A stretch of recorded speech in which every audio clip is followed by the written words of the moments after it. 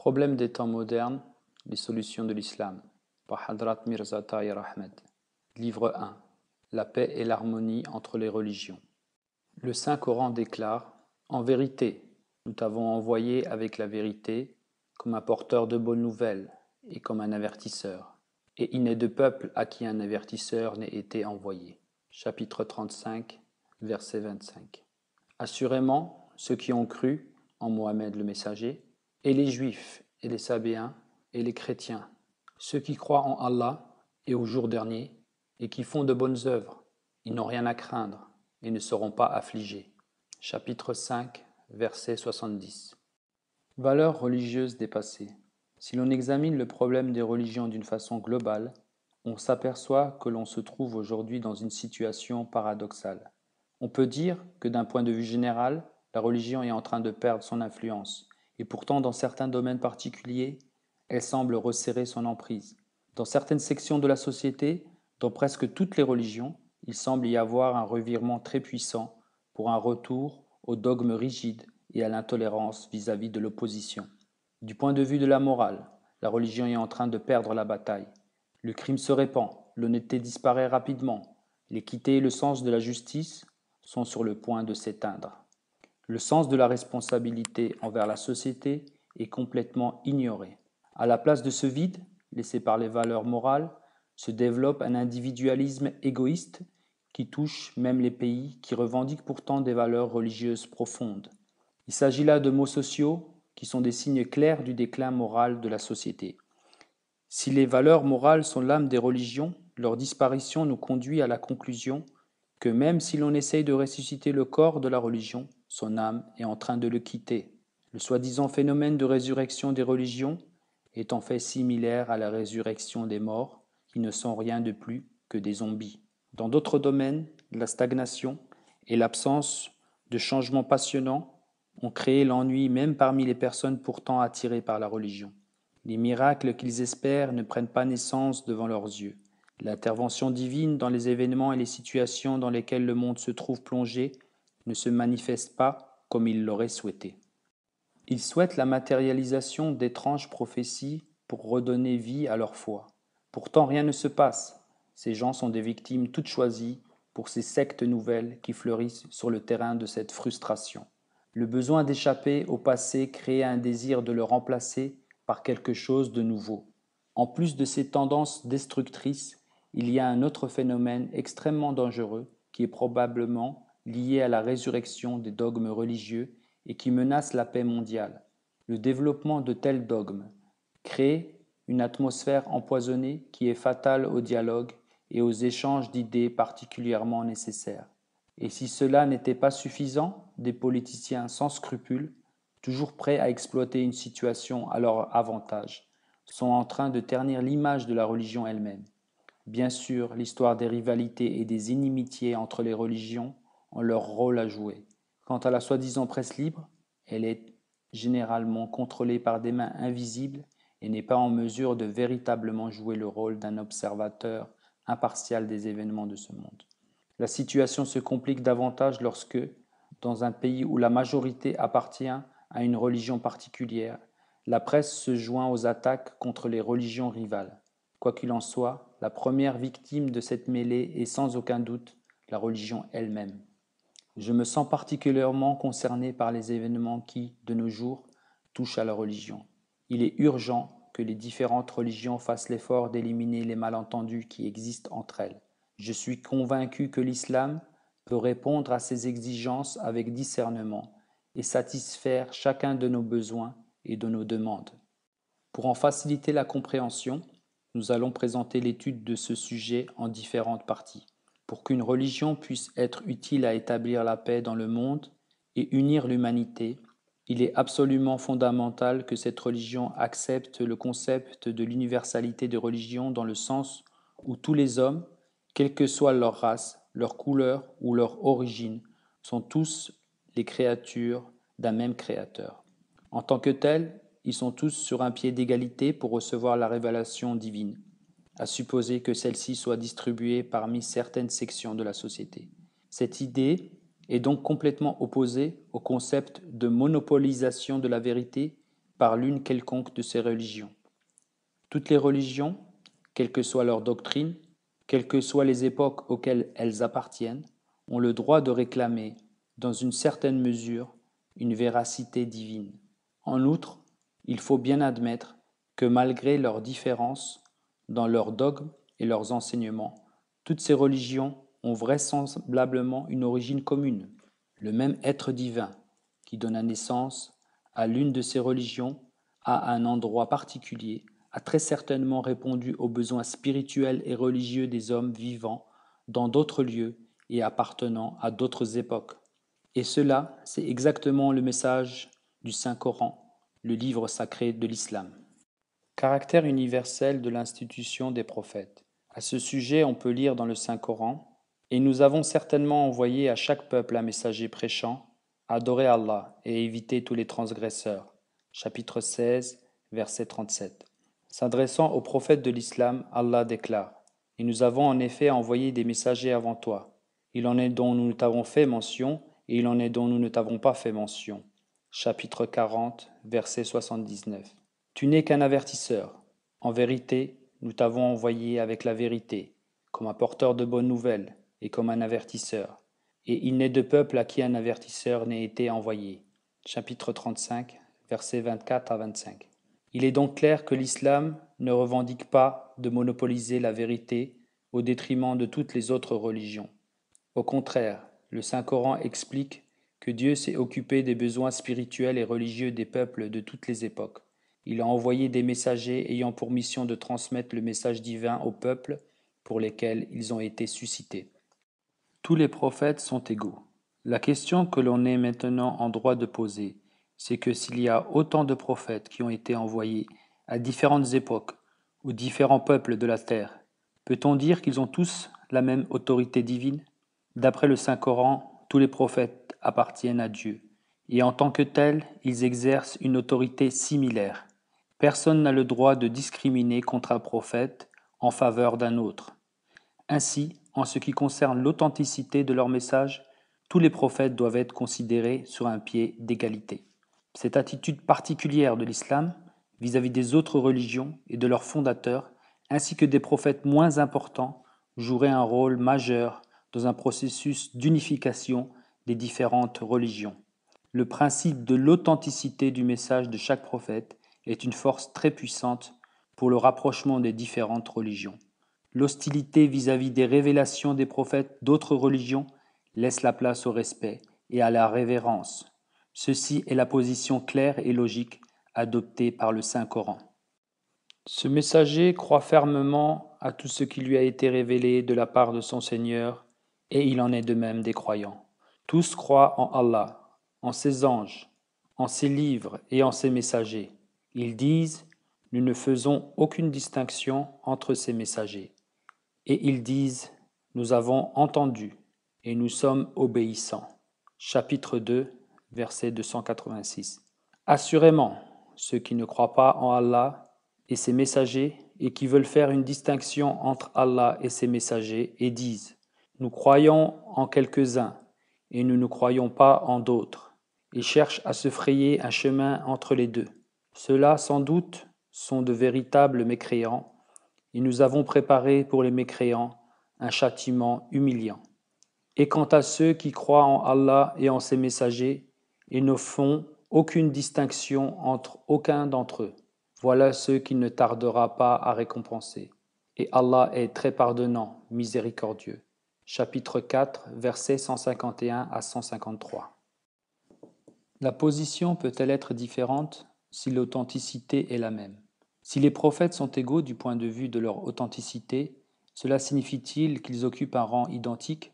La réponse à cette question, c'est que dans de nombreux domaines, les prophètes possèdent des qualités personnelles et une façon d'agir très différente. En ce qui concerne leur position auprès de Dieu et leur statut respectif, il peut y avoir des différences entre eux. L'étude de la Bible, du Coran et des autres écritures saintes confirme cette conclusion. Le Saint-Coran admet qu'il y ait des différences de statut, mais dans un sens qui ne doit pas détruire la paix entre les hommes. Le Saint-Coran déclare aussi qu'il n'y a pas de différence d'authenticité entre les prophètes. Nous avons élevé ces messagers, certains au-dessus des autres. Et parmi eux, il y a ceux à qui Allah a parlé spécialement, et il a élevé le rang de certains d'entre eux. Chapitre 2, verset 254. Il est maintenant logique de se demander quel est le prophète qui possède le rang le plus élevé. C'est une question très délicate, mais il ne faut pas pour autant en sous-estimer l'importance. Les adeptes de la plupart des religions revendiquent que leurs fondateurs ont une position suprême et que personne ne leur est comparable en dignité, excellence, piété, en fait, dans toutes ces qualités qui caractérisent les prophètes. L'islam n'est pas différent, et le Saint-Coran déclare très clairement que le saint prophète de l'islam est celui qui possède les qualités les plus élevées parmi les prophètes de Dieu. Pourtant, il y a une différence fondamentale entre la revendication de l'islam à ce sujet et celle des autres religions. Tout d'abord, il faut comprendre qu'aucune autre religion ne reconnaît le concept de l'universalité de l'institution des prophètes. Lorsque par exemple les Juifs déclarent que Moïse est le plus grand des prophètes, ils ne le comparent pas avec Bouddha, Krishna, Jésus ou Mohammed, paix soit sur eux. En fait, ils rejettent les revendications de tous les fondateurs des grandes religions. Ils n'acceptent que les prophètes qui sont mentionnés dans l'Ancien Testament et rejettent même l'idée qu'il puisse y en avoir eu ailleurs sur la terre. Ainsi, la revendication de suprématie du judaïsme n'appartient pas à la même catégorie que celle de l'islam, parce que, selon les Juifs, aucun prophète n'existe en dehors de ceux mentionnés dans la Bible. Dans ce contexte, les revendications du christianisme, du bouddhisme et de l'hindouisme, etc. sont similaires. Pourtant, il y a une autre différence fondamentale qu'il faut garder à l'esprit. Lorsque nous parlons de leurs prophètes, nous sommes conscients qu'ils ne considèrent pas nécessairement leurs personnages religieux comme des prophètes en tant que tels. Le concept de prophète et de messager, qui est présenté par le judaïsme, le christianisme et l'islam, n'est pas partagé par la plupart des autres religions. Ils considèrent les fondateurs de leur religion comme des saints hommes, des réincarnations de Dieu, Dieu lui-même ou quelque chose de similaire. Peut-être qu'à ce propos, Jésus devrait être considéré comme un cas particulier du point de vue du christianisme. Selon l'islam, ces soi-disant Dieu, incarnation de Dieu ou encore fils de Dieu ne sont que de simples prophètes et messagers qui furent déifiés par leurs disciples après une certaine période de temps. En fait, pour être encore plus spécifique, l'islam explique que la déification est un processus très graduel et n'est pas l'invention de la génération contemporaine du prophète. D'ailleurs, nous reviendrons sur ce sujet un peu plus loin. Toutefois, lorsque l'islam revendique que son saint fondateur est le plus grand des prophètes, il s'agit de ces saints hommes de toutes les religions, qui sont des prophètes dans le sens de la définition islamique et judaïque du terme. Il n'y a aucune exception à ce phénomène universel. Par exemple, le Saint-Coran déclare « Et qu'adviendra-t-il d'eux quand nous produirons un témoin de chaque communauté et que nous te ferons venir comme témoin contre ces gens » Chapitre 4, verset 42. Cette clarification essentielle étant faite, nous allons maintenant étudier la position du saint prophète telle qu'elle est présentée par le Saint-Coran. La revendication la plus remarquable et incontestable est faite dans un verset très célèbre et très discuté.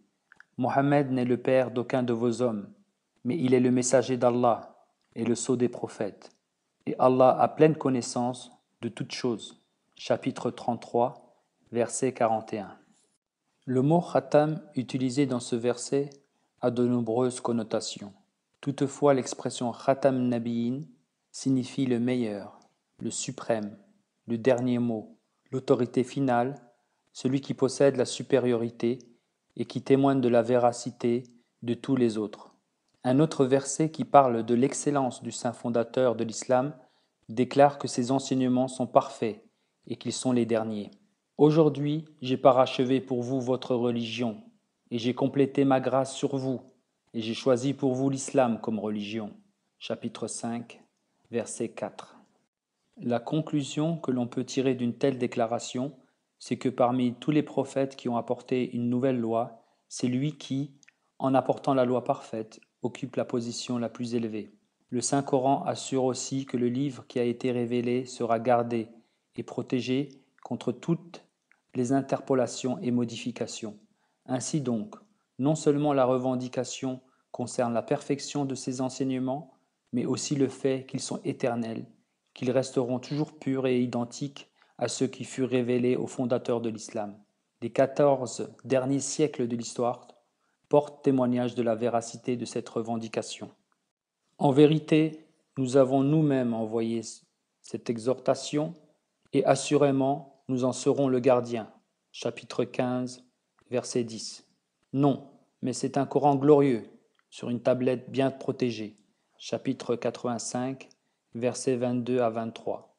Ainsi donc, le saint prophète n'est pas seulement présenté comme étant un prophète suprême, mais aussi comme le dernier prophète porteur d'une nouvelle loi dont l'autorité continuera pour toujours. On peut maintenant se demander si une telle revendication de supériorité ne risque pas de créer un malentendu et un sentiment de jalousie parmi les adeptes des autres religions. Comment résoudre cette question avec notre revendication que l'islam garantit la paix dans tous les domaines qui préoccupent les êtres humains, la religion n'étant pas le moindre important ou de moindre importance parmi eux? C'est avec cette question à l'esprit que nous devons présenter de manière approfondie cette revendication. Il est possible d'y répondre de différentes façons et de satisfaire ceux qui ont l'esprit ouvert et qui n'ont pas d'idées préconçues. Nous avons déjà expliqué qu'une telle revendication est faite par les adeptes de nombreuses autres religions. Il est prudent d'étudier la valeur de chacune d'entre elles avec un esprit critique et beaucoup de calme. En principe, une telle revendication ne devrait pas blesser la sensibilité de ceux qui en font de similaires. Mais l'islam va plus loin et enseigne à ses adeptes de présenter la revendication de supériorité du saint prophète avec humilité et décence, de manière à ne pas blesser la sensibilité des autres. Dans les traditions suivantes, le saint prophète explique cela très clairement aux musulmans. L'un des compagnons du fondateur de l'islam se trouvant engagé dans un débat très animé avec un adepte du prophète Jonas, chacun déclarant avec ferveur que son prophète était supérieur à celui de l'autre. Il semble que le musulman ait utilisé des arguments qui ont blessé la sensibilité de l'adepte de Jonas, puisque celui-ci est venu se plaindre auprès du saint prophète. Le saint prophète s'est alors adressé à la communauté musulmane en général et a déclaré « Ne dites pas que je suis supérieur à Jonas, fils de Matta. » Certains spécialistes de tradition sont perplexes devant cette déclaration qui semble être contradictoire à la revendication du Saint-Coran à propos de la supériorité du prophète Mohammed, non seulement par rapport à Jonas, mais aussi à tous les autres prophètes. Ils semblent ne pas réaliser que ce qu'il est dit n'est pas qu'il est inférieur ou supérieur à Jonas, mais simplement que ses disciples ne devraient pas déclarer sa supériorité d'une façon qui puisse blesser la sensibilité des autres. Dans le contexte de ce qui s'est passé, la seule conclusion que l'on puisse tirer, c'est que le prophète voulait donner une leçon d'humilité et de décence aux musulmans. Il leur demandait de ne pas se vanter et de faire attention, de ne pas discuter de son statut d'une manière qui puisse blesser les adeptes des autres religions. Une telle attitude serait au détriment de la cause de l'islam, et plutôt que de gagner les cœurs et les esprits au message de l'islam, c'est le contraire qui se passerait. L'attitude du saint prophète est corroborée par une autre tradition dans laquelle un musulman se trouve engagé dans un débat similaire avec un juif, les protagonistes revendiquant la supériorité de leur chef spirituel. Dans ce cas aussi, c'est le non-musulman qui décide de se plaindre de l'attitude de son adversaire musulman. Le saint prophète a répondu avec son humilité et sa prudence habituelle et a donné une leçon de décence et de courtoisie en déclarant « Ne dites pas que je suis supérieur à Moïse. » En résumé, c'est à Dieu seul de décider et de déclarer lequel de ses prophètes est plus proche de lui et quelles sont leurs positions respectives. Il est très probable qu'à une époque particulière, dans un contexte religieux particulier, Dieu ait exprimé son affection pour le prophète de l'époque en utilisant des termes qui pourraient laisser penser qu'il était le meilleur. Après tout, les superlatifs peuvent être utilisés dans un sens relatif, dans un contexte limité dans le temps et dans l'espace. Cela aurait très bien pu conduire les disciples de ces saints hommes à penser qu'ils étaient les meilleurs et les plus saints de toutes les époques. D'ailleurs, croire cela ne doit pas être considéré comme une insulte envers les autres. Une attitude civilisée consiste à ne pas abuser de cette situation si cela doit créer des tensions entre les différentes religions. C'est cela la véritable signification des paroles du saint prophète. Si les hommes acceptaient ce principe de décence et d'humilité, le monde des religions ne pourrait que mieux s'emporter. Le salut n'est le monopole d'aucune religion. La question du salut même si elle peut apparaître très inoffensive, représente un danger très important pour la paix du monde religieux. Il n'y a aucun mal à ce qu'une religion revendique pouvoir protéger des mauvaises influences et permettre de trouver la paix éternelle et le salut de l'âme. Toutefois, il y a un pas à ne pas franchir en déclarant que tous ceux qui ne l'accepteront pas seront damnés, quoi qu'on fasse pour plaire à Dieu, quel que soit l'amour que l'on ait pour son Créateur et sa création, et même si l'on mène une vie pure et pieuse, on ne pourra pas échapper au feu de l'enfer. Lorsque ce genre de déclarations intolérantes sont exprimées dans un langage provoquant, comme c'est souvent le cas pour les bigots, des émeutes violentes peuvent en résulter. Tous les hommes sont différents. Certains sont très éduqués, cultivés et raffinés, et ils peuvent réagir calmement lorsqu'ils sont insultés. Pourtant, il est probable qu'une grande partie des gens religieux, qu'ils soient éduqués ou pas, réagiront violemment lorsque leur sensibilité religieuse est insultée. Malheureusement, c'est aussi l'attitude du clergé de la grande majorité des religions envers ceux qui ne se conforment pas à leurs dogmes. Même l'islam est présenté de cette manière par la plupart des savants du Moyen Âge qui considèrent qu'aucun descendant d'Adam ne trouvera le salut s'il n'appartient pas au monde de l'islam. Le christianisme a une vision similaire, comme d'ailleurs toutes les autres religions que je connais. Mais il faut très clairement expliquer que cette vision bigote et étroite de l'islam n'a aucune justification. En effet, le Saint-Coran présente une image complètement différente par rapport à cette question. D'après le Saint-Coran, le salut n'est monopolisé par aucune des religions de ce monde. Même si de nouvelles révélations sont descendues sur terre apportant la lumière, il est certain que Dieu ne refusera pas le salut à ceux qui vivent toujours dans l'ignorance, sans qu'ils en soient responsables, ou à ceux qui, bien qu'ayant hérité de fausses idéologies, cherchent à vivre honnêtement. À ce sujet, le Saint-Coran déclare : « À chaque peuple, nous avons désigné des formes d'adoration qu'ils observent, qu'ils ne discutent donc pas avec toi là-dessus, et invite les gens vers ton Seigneur, car assurément tu suis la bonne voie. » Chapitre 22, verset 68. Assurément, ceux qui ont cru, et les Juifs, et les Sabéens et les chrétiens, ceux qui croient en Allah et au jour dernier, et qui font de bonnes œuvres, ils n'ont rien à craindre, ils ne seront pas affligés. Chapitre 5, verset 70. L'expression « peuple du livre » désigne en premier lieu les Juifs et les chrétiens, mais en fait, elle a un domaine d'application beaucoup plus large. L'expression coranique « nous avons certainement envoyé à chaque peuple un messager » ainsi que les autres versets que nous avons cités précédemment, sont particulièrement clairs pour expliquer que ce n'est pas uniquement les peuples de l'Ancien Testament et des évangiles à qui des livres furent révélés, mais aussi tous les autres peuples de la terre. Ainsi, tous les peuples qui revendiquent avoir une religion fondée sur la révélation divine doivent aussi être considérés comme appartenant au peuple du livre. Dans le Saint-Coran, le terme Sabi clarifie cette question et ne laisse aucune place au doute.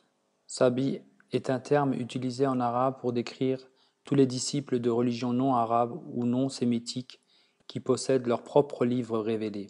Ainsi, tous les membres d'une religion basée sur la révélation divine ont l'assurance que si véritablement ils ne reconnaissent pas la lumière d'une nouvelle religion et adhèrent honnêtement à leurs valeurs religieuses ancestrales, ils n'ont rien à craindre de Dieu et la porte de son salut leur est ouverte. Le Saint-Coran déclare que les Juifs, les chrétiens et les Sabéens auront leur récompense auprès de leur Seigneur, et ils n'auront rien à craindre, et ne seront pas affligés. Chapitre 2, verset 63. Le Saint-Coran déclare également : « Et s'ils avaient observé la Torah et l'Évangile, et ce qui a été envoyé maintenant de la part de leur Seigneur, ils auraient goûté assurément des bonnes choses qui se trouvent au-dessus d'eux, ainsi que celles qui se trouvent sous leurs pieds. Parmi eux, il y a des hommes modérés, mais la plupart d'entre eux commettent le mal. » Chapitre 5, verset 67. Pour s'assurer que les musulmans ne censurent pas aveuglément ceux qui n'appartiennent pas à l'islam, le Saint-Coran déclare catégoriquement : « Ils ne sont pas tous pareils. Il y en a parmi les gens du livre qui sont fidèles à leurs engagements. Ils récitent la parole d'Allah pendant les heures de la nuit, et ils se prosternent devant lui. Ils croient en Allah et au jour dernier, Ils enjoignent le bien et interdisent le mal, et s'empressent, rivalisant entre eux, pour faire le bien. Ceux-là sont du nombre des justes, et quelque bien qu'ils fassent, il ne leur en sera nié la récompense méritée, et Allah connaît bien ceux qui ont la crainte de Dieu. Chapitre 3, versets 114 à 116. Il y a aujourd'hui un malentendu très grave qui est né des rivalités politiques entre les juifs et les musulmans. De nombreux mollahs déclarent que d'après l'islam, tous les juifs sont destinés à l'enfer. Cela est totalement faux, d'après ce que nous venons de présenter, mais aussi selon ce verset. Et parmi le peuple de Moïse, il y a un groupe qui guide avec la vérité, et par ce moyen fait justice. Chapitre 7, verset 160. Promotion de l'harmonie et du respect parmi les religions. Le Saint-Coran déclare sans ambiguïté que les musulmans ne sont pas les seuls à être véridiques et à pratiquer et enseigner la justice parmi les adeptes des autres religions. Il y a d'autres peuples qui font de même. C'est l'attitude que le monde des religions tout entier devrait adopter aujourd'hui pour améliorer la qualité des relations entre les peuples. La paix religieuse ne peut être atteinte sans que les hommes adoptent une attitude plus ouverte et tolérante envers les autres. Faisant référence à toutes les religions, le Saint-Coran déclare « Et parmi ceux que nous avons créés, il y a un groupe qui guide les hommes par la vérité et qui, par là, exerce la justice. » Chapitre 7, verset 182. Le concept d'universalité. De temps immémorial, de nombreux philosophes ont rêvé du moment où l'humanité sera réunie sous un même drapeau. Ce concept de l'unification de l'humanité n'est pas seulement le souhait des hommes politiques, mais aussi celui des économistes et des sociologues. Pourtant, jamais une telle idée n'a été poursuivie avec autant de ferveur que dans le domaine de la religion. Bien que l'islam partage cette idée avec d'autres religions, certaines ayant des programmes ambitieux de domination mondiale, il y a pourtant des différences tout à fait fondamentales dans son attitude vis-à-vis de cette revendication très ambitieuse. Ce n'est pas le lieu pour engager la polémique qui consiste à déterminer laquelle des religions fut chargée par Dieu de réunir l'humanité sous sa bannière. Toutefois, il est très important de comprendre les conséquences d'une telle revendication faite par plus d'une religion.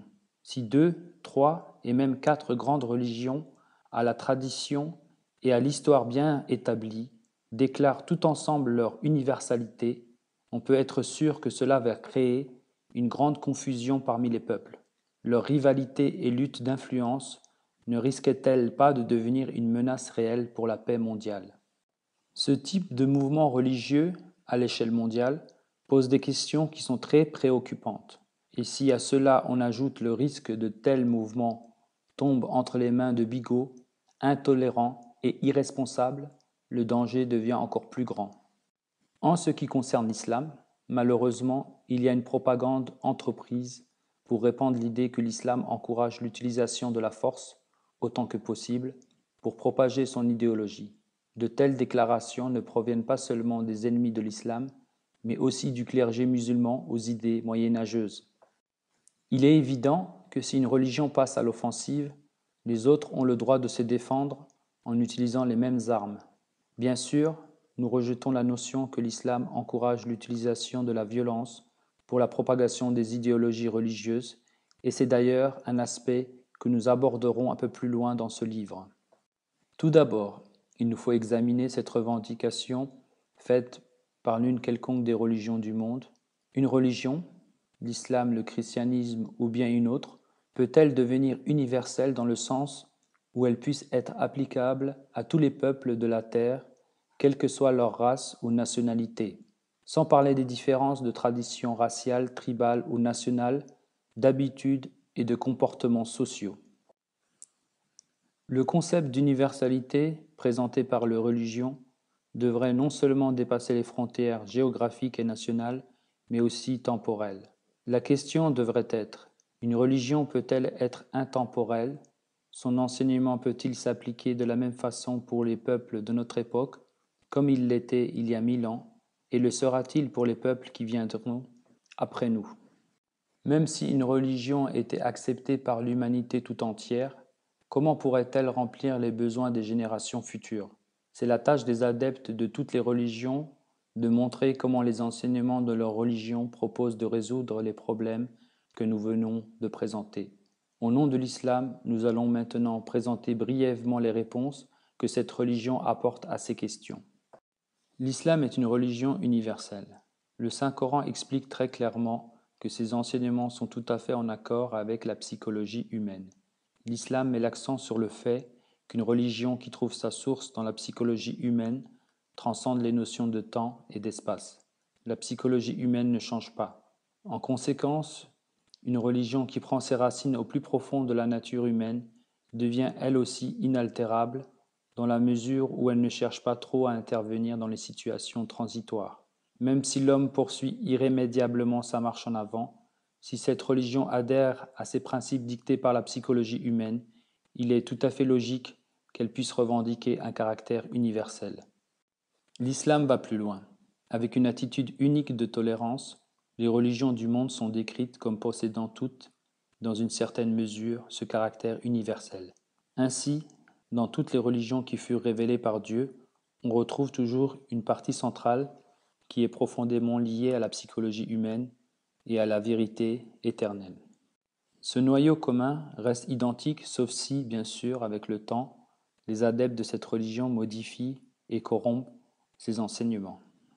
Le verset suivant illustre ce point particulier.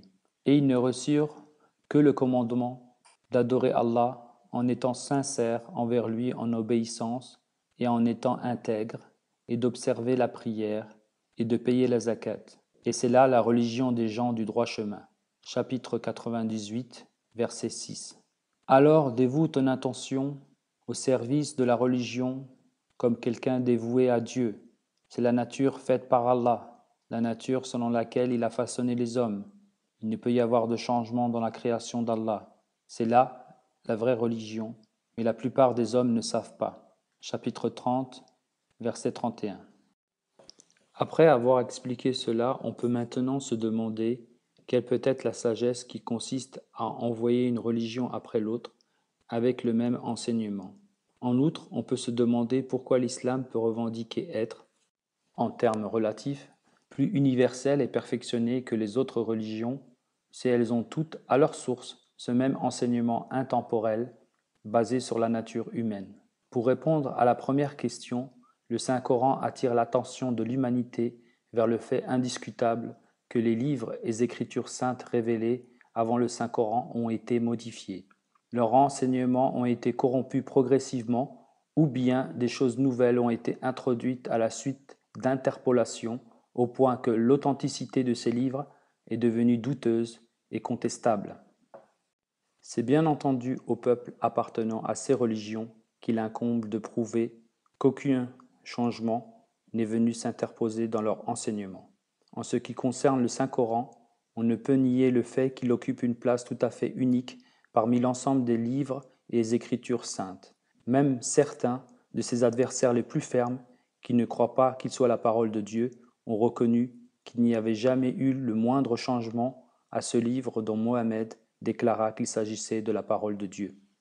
On peut lire dans Life of Mohammed de Sir William Muir, Londres 1878, ce qui suit. Il y a toutes les assurances internes et externes que nous possédons aujourd'hui le texte original que Mohammed présenta et utilisa. Nous pouvons affirmer en nous basant sur les évidences les plus irréfutables que chaque verset du Saint-Coran est la composition originale et inaltérée de Mohammed lui-même. Ailleurs, dans Encyclopædia Britannica, professeur Noldeke déclara « Il est possible qu'il y ait eu quelques fautes de copistes mineurs, mais le Coran de Othman ne contient que des éléments originaux, bien que parfois organisés d'une façon étrange.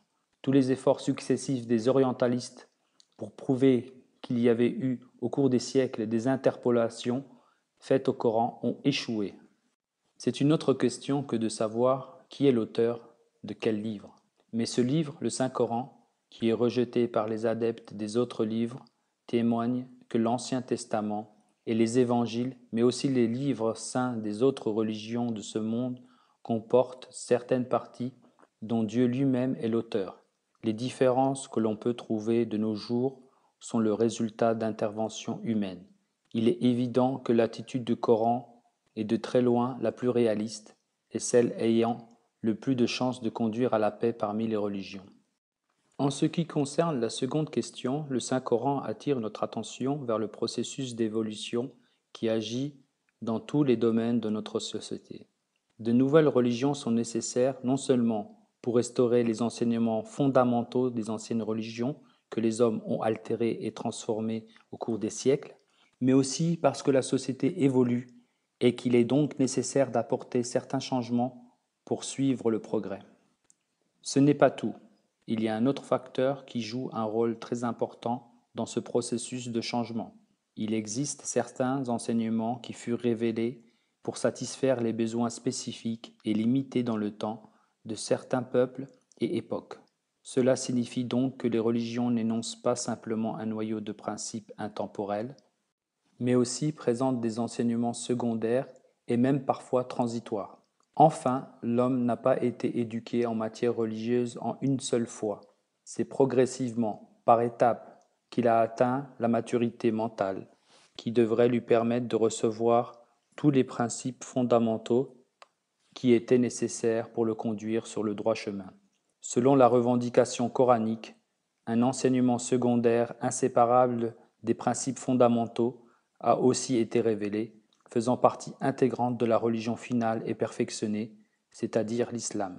Ce qui avait un caractère local ou temporaire a été supprimé ou annulé, et ce qui était encore nécessaire a été conservé et présenté. Le Saint-Coran, chapitre 5, versets 14 à 16. C'est l'essence du concept d'universalité religieuse que revendique le Saint-Coran. C'est maintenant à chacun d'étudier pour lui-même et de juger du mérite respectif de chacun des prétendants.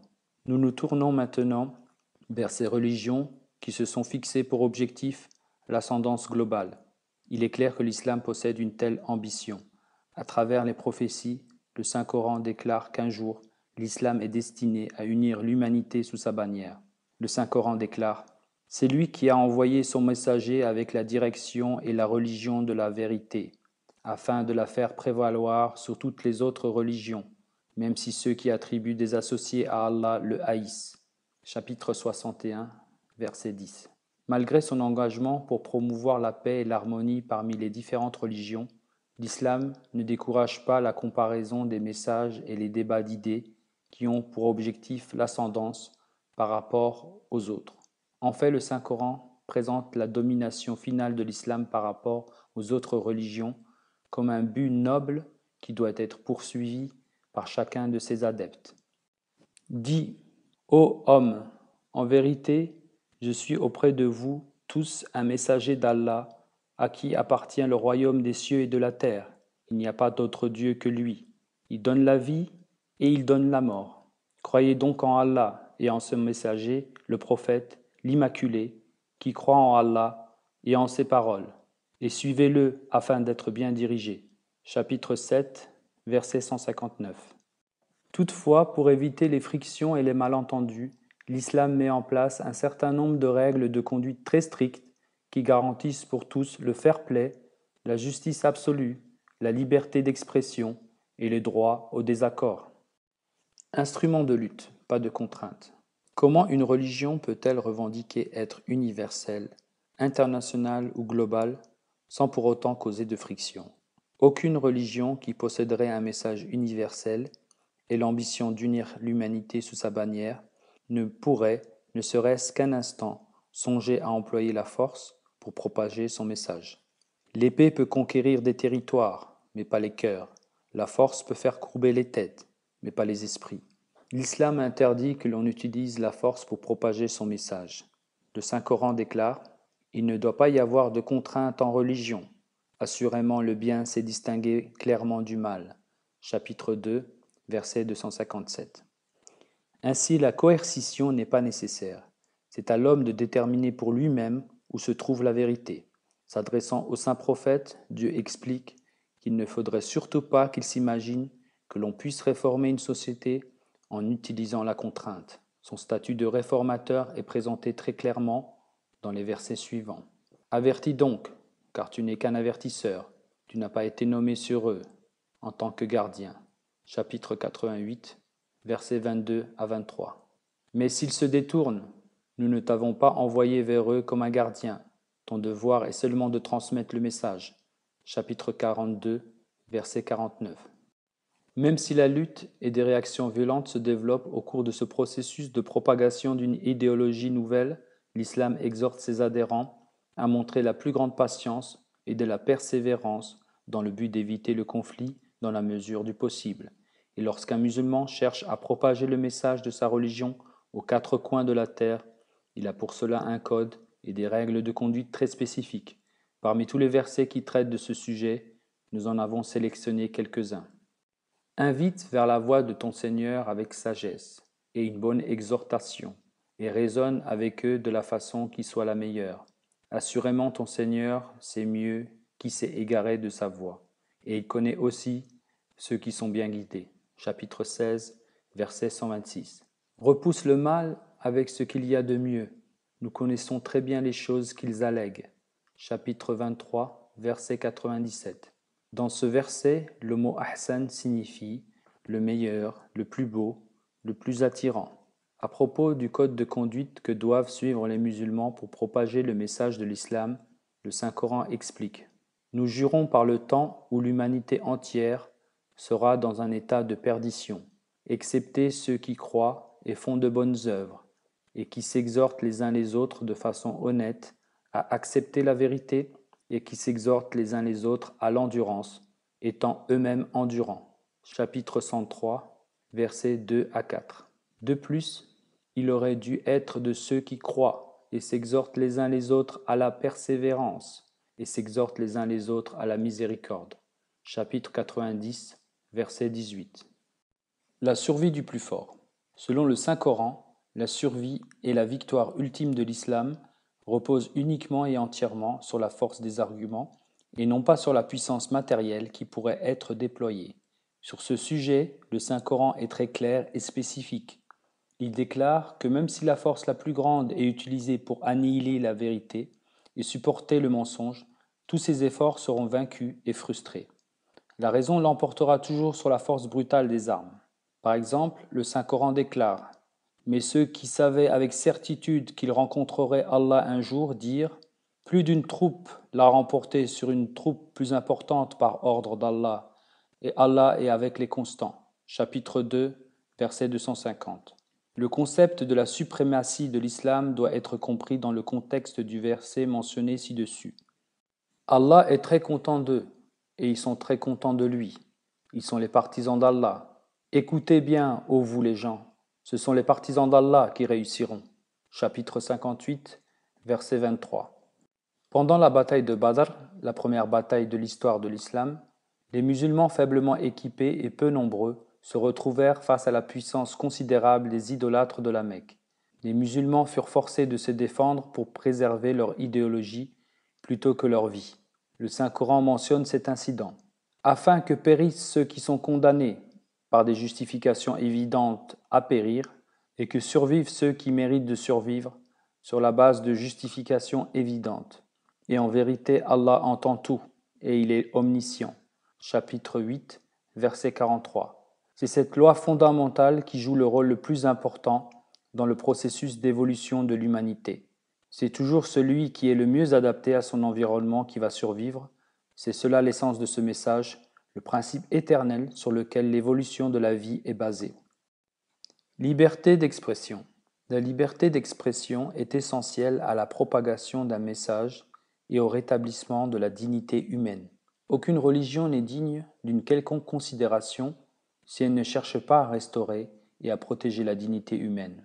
Il devrait être tout à fait clair qu'il est impossible pour une religion comme l'islam de nier la liberté d'expression. Au contraire, l'islam défend ce principe avec une passion que l'on ne retrouve que très rarement parmi les autres religions ou idéologies de ce monde.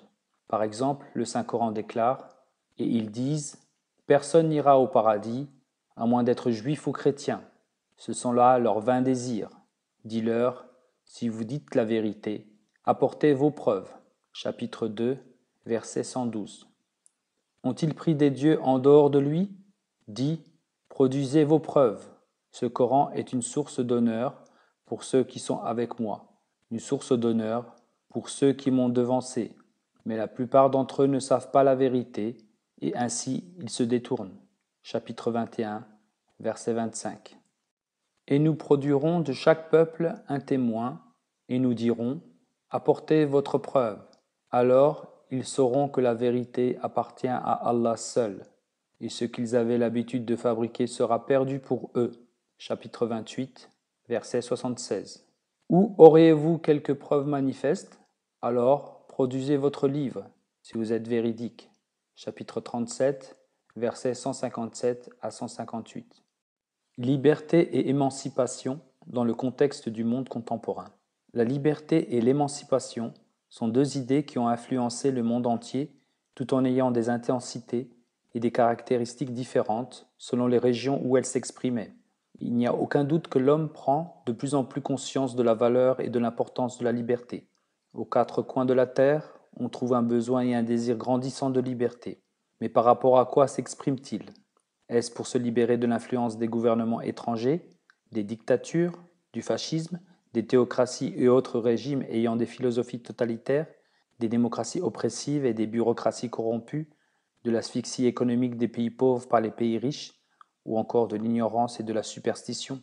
L'islam est le champion de la liberté par rapport à toutes ces maladies, mais pas d'une façon qui pourrait créer le désordre, le chaos et la vengeance aveugle qui font toujours souffrir les innocents.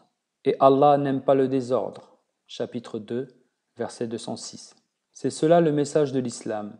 Comme les autres religions, l'islam met l'accent sur le rôle de la liberté dans un esprit de réciprocité, le concept de justice absolue étant vide, étrange et irréel dans le contexte de notre société. Parfois, le concept de liberté est mal compris et mal appliqué, au point que la beauté du principe de liberté d'expression se transforme en une liberté d'insulter, d'humilier et de blasphémer. Le blasphème. L'islam va plus loin que les autres religions en accordant aux hommes la liberté d'expression. Le blasphème est condamné sur des bases éthiques et morales bien sûr, mais il n'y a pas de punition physique prescrite pour le blasphème, contrairement à ce que beaucoup pensent de nos jours. Celui qui étudie le Coran avec beaucoup de sérieux et de concentration s'apercevra qu'il n'y a absolument aucun verset qui mentionne que le blasphème soit un crime punissable par l'homme. Bien que le Saint-Coran décourage fortement les comportements et les paroles indécents ou les attitudes qui, justifiées ou pas, blessent la sensibilité d'autrui, il faut noter que l'islam ne préconise aucune punition pour le blasphème dans ce monde et n'accorde à personne l'autorité d'infliger une telle punition. Le blasphème est mentionné 5 fois dans le Saint-Coran. Par exemple, le sujet est abordé dans sa généralité. Et dans le livre, il vous a déjà été révélé que lorsque vous entendez les mécréants nier et se moquer des signes d'Allah, ne vous asseyez pas en leur compagnie tant qu'il n'est pas changé de conversation, sinon vous seriez comme eux. Assurément, Allah rassemblera les hypocrites et les mécréants en enfer, tous ensemble. Chapitre 4, verset 141. Et quand tu verras ceux qui plaisantent avec nos signes, alors détourne-toi d'eux jusqu'à ce qu'ils changent de conversation.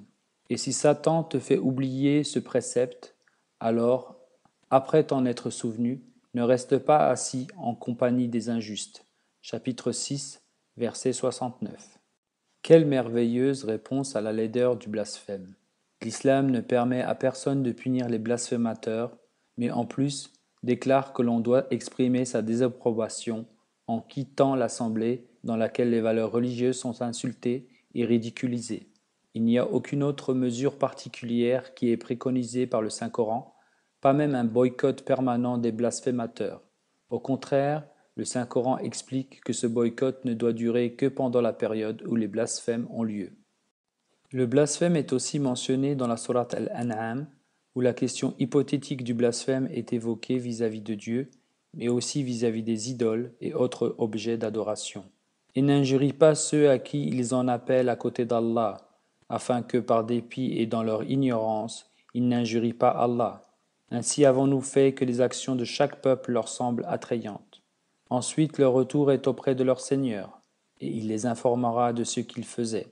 chapitre 6, verset 109. Ce sont les musulmans à qui on s'adresse dans ce verset. On leur interdit de blasphémer contre les idoles et les dieux imaginaires des idolâtres.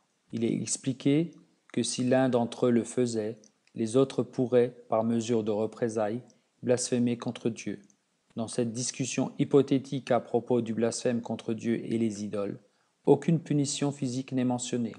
Il y a une très grande sagesse qui est dissimulée derrière cet enseignement. Si quelqu'un commet un crime contre la sensibilité spirituelle d'un autre, ce dernier a le droit de répliquer en utilisant les mêmes arguments, quelles que soient ses croyances, qu'il soit dans l'erreur ou pas. Il n'est pas permis de répliquer dans des termes différents. On peut donc en conclure que les blessures spirituelles doivent être vengées par des moyens identiques, de la même façon que l'on doit venger une blessure physique par une autre, mais il ne faut pas transgresser. Finalement, il nous faut maintenant considérer le domaine le plus sensible. Sensible dans le sens où, de nos jours, il semble que les musulmans considèrent le blasphème contre le saint prophète encore plus grave que celui contre Dieu lui-même. Il y a un cas de blasphème si grave qu'il a été préservé dans le Saint-Coran. Il concerne Abdullah ibn Ubay ibn Saloul, connu dans l'histoire de l'islam comme le chef des hypocrites. Au cours de l'une des expéditions, il déclara publiquement que lorsqu'ils retourneront à Médine, le plus noble en expulsera le plus méprisable. Ils disent, si nous retournons à Médine, le plus honorable en chassera assurément le plus misérable, alors que le vrai honneur appartient à Allah et à son messager et aux croyants. Mais les hypocrites ne savent pas. Chapitre 63, verset 9. Tout le monde comprit qu'il faisait allusion au saint prophète, paix et bénédiction d'Allah soit sur lui. Les musulmans étaient si mécontents que si la permission leur avait été donnée, il est certain qu'ils auraient exécuté Abdullah ibn Ubay. Les traditions rapportent que le fils d'Abdullah ibn Ubay demanda au prophète la permission de tuer son père de ses propres mains. Il expliqua que si quelqu'un d'autre le faisait, il craignait de développer un sentiment de revanche contre celui qui l'aurait tué. Les Arabes avaient une coutume très ancienne qui consistait à venger la plus petite attaque contre eux-mêmes ou un membre de leur famille. C'est peut-être cela qu'il avait à l'esprit. Le saint prophète refusa que lui ou l'un de ses compagnons entreprenne quoi que ce soit pour punir cet hypocrite. Après son retour à Médine, Abdullah ibn Ubay put continuer de vivre en paix. Au moment de sa mort naturelle, bien sûr, à la grande surprise de tout le monde, le saint prophète donna au fils d'Abdullah sa propre chemise pour qu'il puisse y envelopper le corps de son père pour l'enterrement. Il est probable que tous les compagnons aient essayé de la racheter à tout prix à son fils. Mais ce n'est pas tout, car le saint prophète décida aussi de conduire sa prière funéraire, une décision qui a sans aucun doute profondément troublé certains de ses compagnons, qui n'avaient jamais vraiment pardonné à Abdullah son insulte. C'est celui qui devait alors succéder au prophète en devenant son second calife, Seydina Omar, qui exprima le sentiment de malaise ressenti par beaucoup de musulmans. Il est rapporté que le saint prophète se rendait aux funérailles lorsque soudainement Omar s'est interposé et l'a imploré de changer sa décision. En faisant cela, il a rappelé au saint prophète le verset du Saint-Coran qui fait référence à des hypocrites pour qui aucune intercession ne serait acceptée, même si le prophète priait 70 fois pour eux. Il faut signaler au passage que l'expression 70 ne doit pas être interprétée littéralement parce que d'après l'usage de la langue arabe, elle est simplement employée pour indiquer un grand nombre.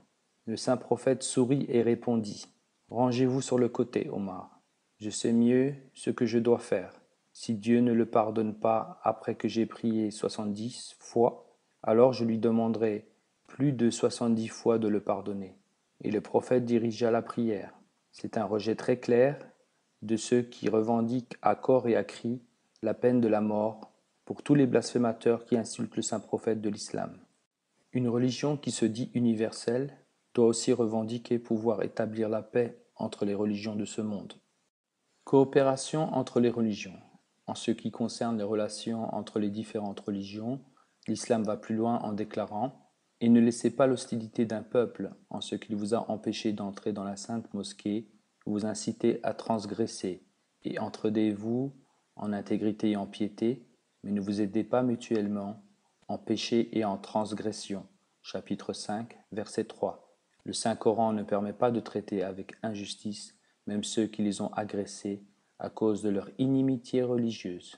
En ce qui concerne la catégorie des non-croyants, qui n'ont pas pris une part active dans les hostilités contre les musulmans, Allah, s'adressant aux croyants, déclare « Il se peut qu'Allah mette de l'affection entre vous et ceux d'entre eux avec qui vous êtes maintenant en inimitié. Et Allah est tout-puissant, et Allah est très pardonnant, miséricordieux. Allah ne vous interdit pas, à l'égard de ceux qui ne se sont pas battus contre vous à cause de votre religion et qui ne vous ont pas chassé de vos habitations, d'être bienveillant et d'agir équitablement envers eux. Assurément, Allah aime ceux qui sont équitables. » Chapitre 60, versets 8 et 9. Il est demandé aux musulmans d'inviter le peuple du livre et de coopérer avec eux pour propager le message de l'unicité de Dieu, une croyance qu'ils ont en commun. L'importance du verset suivant est d'attirer l'attention sur ce point commun et de mettre sur pied un programme commun pour le bénéfice de l'humanité plutôt que de mettre en avant les points de différence qui ont pour résultat la discorde. Dis aux gens du livre, venons-en à une décision juste entre vous et nous, que nous n'adorions qu'Allah et que nous n'acceptions personne comme son associé et qu'aucun d'entre nous n'aille en prendre d'autres pour Seigneur en dehors d'Allah. Mais s'ils tournent le dos, dis-leur, soyez témoins que nous sommes soumis à Dieu. Chapitre 3, verset 65. Conclusion. Avant d'examiner le rôle que les religions de la terre peuvent jouer pour apporter la paix dans tous les domaines des activités humaines, il est tout à fait essentiel de déterminer le rôle de ces religions pour établir la paix parmi les différents courants qui s'expriment en leur sein, et aussi de déterminer si les religions, aussi longtemps qu'elles existeront, pourront jamais apprendre à vivre en paix les unes avec les autres. Toutefois, si l'on en juge par l'importance croissante du matérialisme et le déplacement de la société dans son ensemble, des valeurs spirituelles vers les plaisirs sensuels et charnels, on pourrait croire que la religion devrait être mise de côté et ignorée comme un facteur sans importance. Il n'est pas possible d'accepter une telle conclusion, à moins que l'on puisse réformer les attitudes religieuses, à l'intérieur comme à l'extérieur. Les religions continueront de jouer un rôle très négatif, plutôt qu'un rôle positif, dans notre effort pour atteindre une paix globale. La religion aurait dû jouer un rôle primordial pour l'établissement de la paix, pour dissiper les malentendus entre les adeptes des différentes sectes et religions, et pour promouvoir la bienséance et le respect d'autrui. Malheureusement, elle a joué un rôle très limité, voire même inexistant, dans le développement de la paix dans notre monde contemporain. Pourtant, en créant le désordre et la discorde, en étant souvent responsable d'une misère et d'une souffrance considérables, elle reste une force très importante et dynamique qui ne devrait surtout pas être sous-estimée. Aucune paix globale ne pourra être imaginée sans que l'on s'adresse à ce problème vital et que l'on corrige ses erreurs. À l'intérieur d'une religion, les sentiments religieux peuvent être exacerbés et devenir responsables de la misère parmi une partie de ses adhérents qui ont le malheur d'appartenir à un groupe minoritaire dans cette religion. L'histoire de l'islam est remplie de ces épisodes méprisables et terribles où la religion de la paix fut elle-même employée pour détruire la paix des musulmans innocents qui, bien sûr, croyaient dans l'islam, mais pas de la façon dont les autres le souhaitaient. En fait, une étude de l'histoire islamique prouve sans le moindre doute que le nom de l'islam a été utilisé pour persécuter les musulmans eux-mêmes. Le nombre de guerres saintes que les musulmans ont dû livrer aux croisés est très largement inférieur à celui de ces autres guerres saintes qui, au cours des 14 siècles derniers, ont opposé les musulmans eux-mêmes. Malheureusement, ce chapitre de l'histoire de l'islam est loin d'être clos. Ce qui se passe au Pakistan avec les musulmans ahmadis, tout comme avec la minorité chiite, montre à quel point ce problème insupportable, qui aurait dû disparaître depuis longtemps, est toujours d'actualité. En ce qui concerne les persécutions à l'intérieur du christianisme, il semblerait que cela soit de l'histoire ancienne. Pourtant, la situation politico-religieuse de l'Irlande prouve que ce n'est pas aussi simple. De même, en d'autres endroits de la planète, des conflits et des dangers potentiels opposent différents groupes de chrétiens, pour le moment dissimulés et étouffés, car d'autres luttes mobilisent l'attention des protagonistes. Les émeutes en Inde entre musulmans et hindous, les luttes au Nigeria entre chrétiens et musulmans, les hostilités au Moyen-Orient et ailleurs entre les juifs et les musulmans, les relations fragiles entre juifs et chrétiens dans les domaines politiques et économiques sont autant de signes de danger latent, des volcans endormis dans le monde souterrain de la religion. On ne peut pas sous-estimer l'importance d'une réforme de ces attitudes. Pour résumer la méthode proposée par l'islam pour résoudre de tels problèmes, nous voudrions mettre l'accent sur les points suivants. Premièrement, toutes les religions du monde, qu'elles acceptent l'islam ou pas, doivent se conformer au principe islamique qui interdit l'utilisation de la force et de la coercition, sous quelque forme que ce soit, pour résoudre les différends entre les diverses religions. Le choix d'une religion, la liberté de la pratiquer, de l'enseigner, de la propager, de la dénoncer ou de la rejeter, sont des droits que l'on doit absolument protéger. Deuxièmement, même si certaines religions rejettent le concept d'universalité de la vérité, elles doivent toutes se conformer aux principes présentés par l'islam. Il faut montrer le plus grand respect pour tous les fondateurs et saints des autres confessions, indépendamment du fait que, du point de vue du judaïsme, du christianisme, du bouddhisme, de l'hindouisme, etc., toute autre religion est fausse, n'a aucun rapport avec Dieu et constitue une négation de la vérité. En faisant cela, il n'est évidemment pas question de compromettre ces principes. Il s'agit simplement d'un des droits fondamentaux de l'homme, le droit qu'a chaque être humain à la reconnaissance et à la protection de ses sentiments religieux. Troisièmement, il faut se rappeler que ce principe ne saurait être instauré par une loi nationale ou internationale et comprendre que si le blasphème n'est pas punissable par les hommes, il devrait néanmoins être découragé et condamné par l'opinion publique en tant qu'acte indécent, imprudent et répugnant. Les conférences religieuses constituent le quatrième point. Les conférences religieuses, telles qu'elles furent introduites au début du siècle par la communauté musulmane Ahmadiyya, devraient être encouragées et développées. L'esprit de telles conférences pourrait répondre aux critères suivants. Tous les intervenants devraient mettre en évidence les particularités positives et attirantes de leur foi, sans attaquer les autres religions, ni en dire du mal. Deuxième critère, les orateurs devraient essayer de découvrir les bons côtés et les caractéristiques des religions auxquelles ils n'appartiennent pas et exposer ce qui les impressionne en elles. Troisième critère, les orateurs devraient mettre en évidence le caractère pur et pieux des chefs spirituels appartenant aux autres confessions.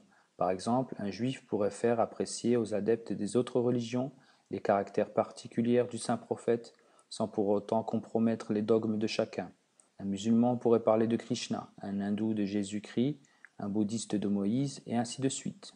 Au cours de la troisième décennie de ce siècle, la communauté musulmane Ahmadiyya organisa des conférences sur ce modèle dont la popularité s'accrut pour le plus grand bien et l'amélioration des relations entre musulmans et hindous en Inde. Quatrième critère, sans porter préjudice au troisième critère, le caractère sacré du dialogue religieux entre les différentes confessions doit être protégé. Le débat d'idées entre religions ne doit pas être condamné comme une tentative pour briser l'harmonie et la paix religieuse. C'est le style du dialogue qui, s'il est incorrect, doit être condamné, non le dialogue lui-même. L'échange d'idées est l'un des droits les plus fondamentaux des êtres humains, car il est essentiel à la survie du mieux adapté. Il ne doit à aucun prix être compromis. Cinquième critère, pour limiter les différences et fortifier les points communs, il est primordial que chaque religion accepte le principe de s'en tenir, au cours des débats avec les adeptes de différentes confessions, à sa source originale. Il ne faudrait pas prendre à la légère le fait que toutes les religions aient une origine identique. On y découvre des trésors de sagesse que toutes les religions devraient examiner et explorer, non seulement pour leur propre intérêt, mais aussi dans celui de l'humanité tout entière. Enfin, cinquièmement, après les conférences interreligieuses, la coopération dans tous les domaines qui œuvrent pour le bénéfice de l'humanité devrait être développée et encouragée. Des projets philanthropiques pourraient par exemple réunir des chrétiens, des musulmans, des hindous et des juifs. Alors seulement pourrons-nous peut-être réaliser ce vieux rêve de voir un jour l'humanité unie sous une même bannière dans tous les secteurs d'activité humaine qui comptent réellement, qu'ils soient religieux, sociaux, économiques ou politiques.